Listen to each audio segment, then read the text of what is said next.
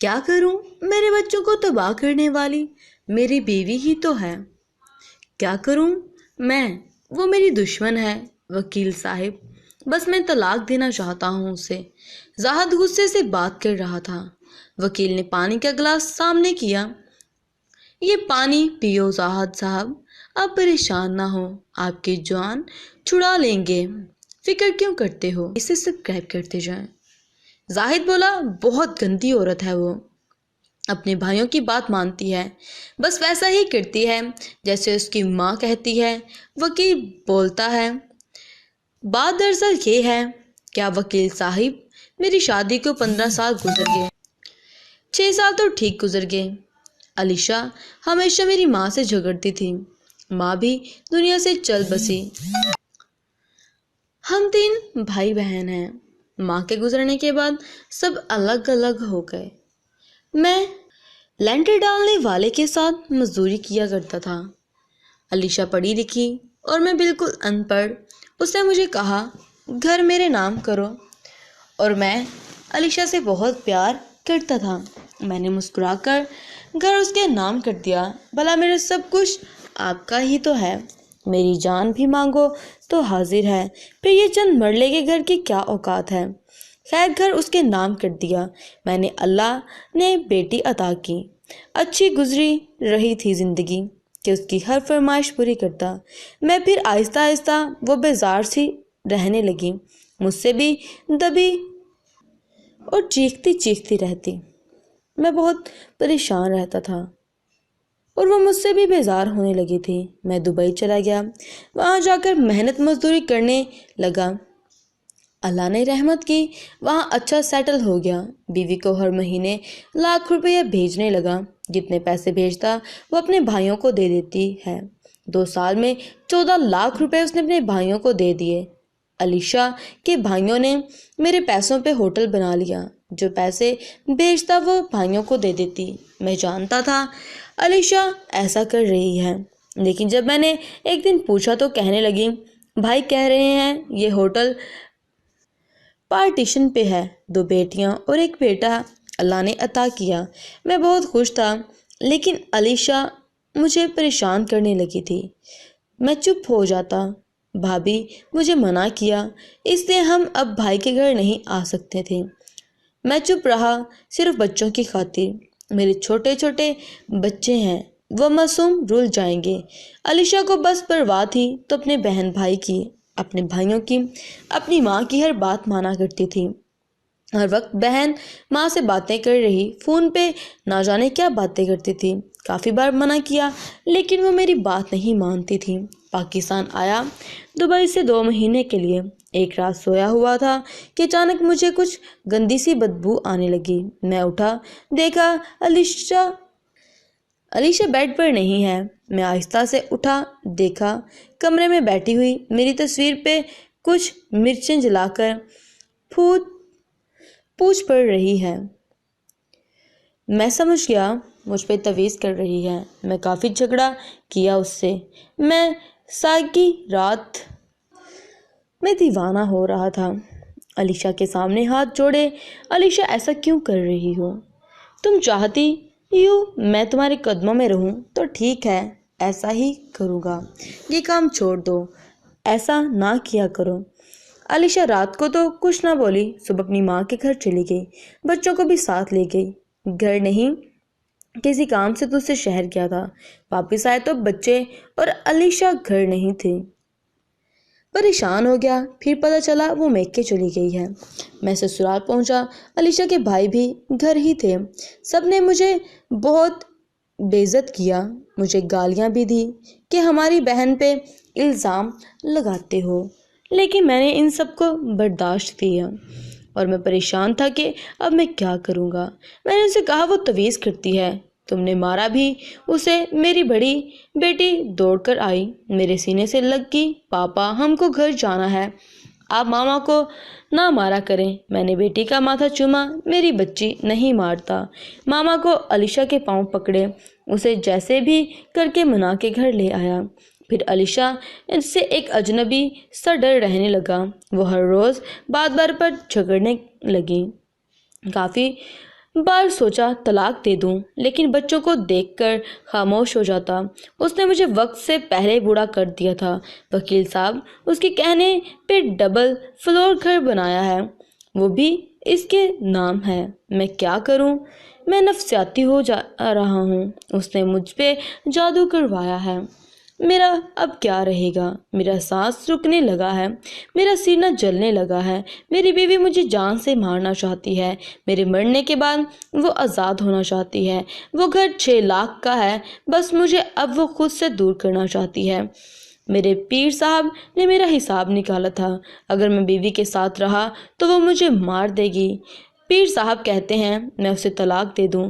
पीर साहब मुझे तवीज़ देते हैं और दम करते हैं तो मैं ठीक हो जाता हूँ। लेकिन वकील साहब, पैसों की कोई बात नहीं, बस मेरी जान छुड़वाएं। आपकी जितनी फीस होगी मैं दे दूंगा। बस मैं चाहता हूँ इस गंदी औरत को जलील करें और उसे मजबूर करें कि मुझसे तलाक लेने के लिए वो घर मुझे किसी तरह वापस ले दें। वो घर मुझे अपने बच्चों के लिए बहुत फिक्रमंद होती है। आप बस 60,000 दे दें। आपकी बीवी को देखें कैसा जलील करूंगा। वो खुद आपसे कहेगी तलाक दे दो जाहिद। वकील का शुक्रिया अदा करते हुए बोला, आपको 50,000 कल दे दूंगा। वकील ने हाथ मिलाया। आप परेशान ना हो। शाम का वक्त था। अलीशा परेशान बैठी हुई थी। बच्चे पूछ रहे थे, मामा आपने खाना नहीं खाया? अभी अलीशा ने बेटी की तरफ देखा। बेटी, तुम्हारे बाबा आएंगे, कुछ लेकर आएंगे, बताऊंगी। अलीशा बहुत परेशान थी। फिर भाई फ़ोन किया। भाई, अभी तक जाहद घर नहीं आए, बच्चे भूखे हैं, कुछ दे जाएं। भाई बोला, अच्छा बहन, मैं आता हूँ, परेशान ना हो। भाई होटल से खाना लेकर अलीशा ने बच्चों को खाना दिया। भाई ने सर पे हाथ रखा।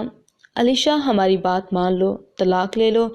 इससे अलीशा की आंखें भीग गईं। भाई, आपको कैसे बताऊं, बच्चों को कैसे बर्बाद करूं? मैं रो रही थी। भाई घर वापस चला गया। जाहिद अपनी महबूबा के पास बैठा था।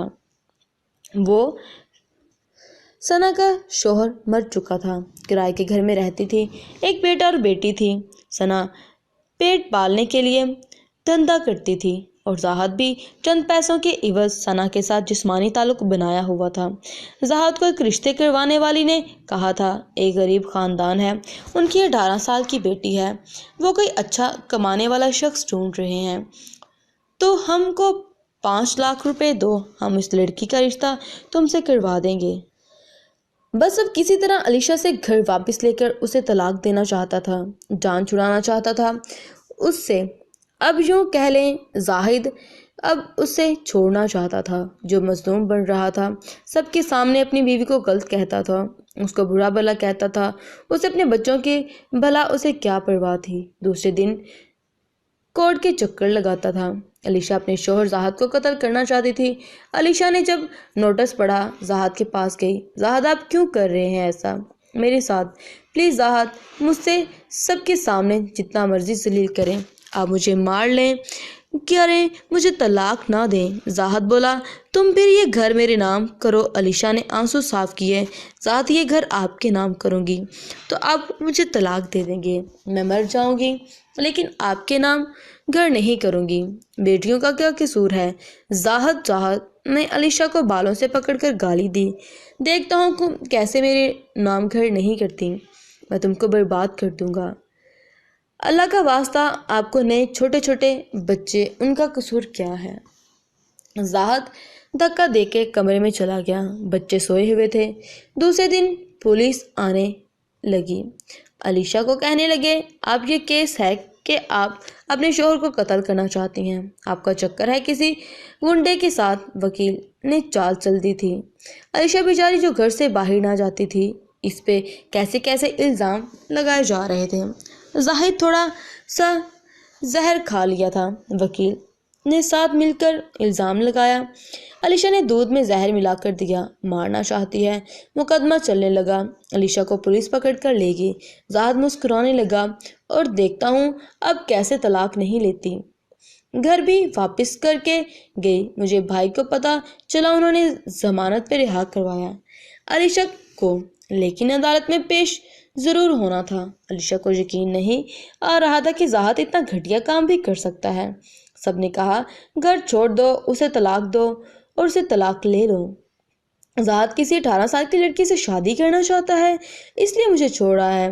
اب پریشان تھے زاہد کیا کیا جائے۔ وکیل نے کہا 1 لاکھ روپے اور دو، ایک پیشی علیشہ سے طلاق لے لیں گے۔ زاہد ہنسنے لگا۔ وکیل صاحب 1 لاکھ عدالت میں پیش ہوئی۔ زاہد سامنے کھڑا تھا۔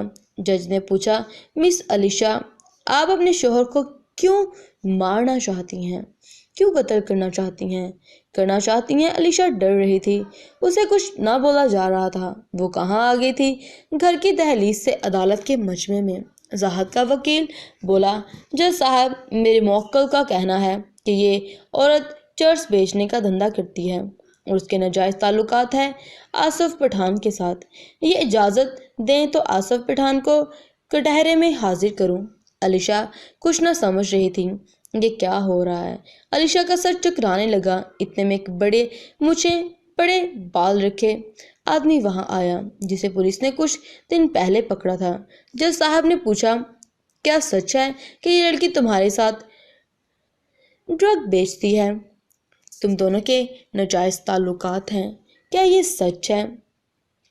تو آصف پٹھان بولا جج صاحب ہاں یہ میری بیوی بننے والی تھی، دونوں پچھلے 4 سال سے چرس بیچ رہا ہے، ہم بس اس کے شوہر کو مارنا چاہ رہے تھے۔ علیشہ چیخ چیخ کر رونے لگی، یا میرے اللہ زمین پھٹ جائے اور میں اس میں دھس جاؤں، راز مجھے کتنا دور کے کھینچ کر لے گیا تھا کہ اب میں کیا کروں۔ عورت کی بہت عزت کریں، آپ اللہ کے حضور حاضر ہوں گے، آپ سچ کہہ رہے ہیں، کیا منہ دکھاؤ گے قیامت کے روز؟ پٹھان کا دل تڑپا۔ علیشہ کی چیخیں دیکھ کر بولا جج صاحب ہم جھوٹ بول رہے ہیں، یہ بچی نے گناہ نہیں کیا، اس کا میاں اور وکیل نے پیسہ دیا تھا یہ سب بولنے کا، بہن ہم کو معاف کر دو۔ جج صاحب کافی برہم ہوئے۔ علیشہ زاہد سے کہنے لگی تم کو گھر چاہیے نا، لے لو، مجھے ابھی طلاق دو۔ جج صاحب نے زاہد کو گرفتار کرنے کا حکم دیا، وکیل کو بھی سزا سنائی، علیشہ کو باعزت بری کیا۔ معافی مانگتے ہوئے علیشہ چلی گئی۔ زاہد جیل میں تھا کہ خون کی الٹیاں کرنے لگا۔ یہ پتہ چلا اسے ایڈز ہو چکا ہے۔ زاہد ہر دن موت کی طرف جانے لگا، اس کی حالت بگڑنے لگی تو پھر یاد آنے لگی علیشہ، بچے، رونے لگا کہ میں نے کیا ظلم کر دیا تھا، بیچاری علیشہ کو کتنا درد دیا تھا، میری بیٹیاں، میری شہزادیاں، میرا بیٹا۔ وہ آوازیں دینے لگا۔ ڈاکٹرز نے کہا یہ بیماری دوسروں میں بھی پھیل جائے گی۔ زاہد کو زہر کا پیالہ دیا گیا اور اسے زہر کا انجیکشن لگا دیا، تڑپ تڑپ کر مر گیا۔ علیشہ کو مرد ساز سے نفرت ہو گئی تھی، کتنا درد دیا تھا زاہد نے، دوسری شادی اور چند لاکھ کی خاطر کتنا ظلم ڈھایا۔ وہ بے حس ہو چکا تھا، بچوں کے لیے کانٹے بچھا گیا، بیٹیاں بے سہارا گر کے مر جاتی، اس کی سزا تھی، اسے بھول گیا تھا، کسی کی آہو خاک کر دیتی تھی۔ اگر آپ کو اپنی بیوی اچھی نہیں لگتی تو ظلم نہ ڈھائیں، بے رحمی نہ کریں، اسے سمجھائیں، جو کلمہ پڑھ کر آپ کی ہو گئی ہے اس کے لیے تھوڑا سا خود کو بدل لیں۔ جہاں مرد کو محبت کا سبق دیتا ہوں وہاں عورت بھی خیال رکھے، اپنے ہم سفر کی محبت کو سینے سے لگائے اور اس سے ضد درازی نہ کرے، اور اس سے ضد بازی نہ کرے بلکہ اس کی بات کو مانے۔ امید کرتی ہوں یہ انٹرسٹنگ سٹوری آپ کو پسند آئی ہوگی۔ Thanks for watching.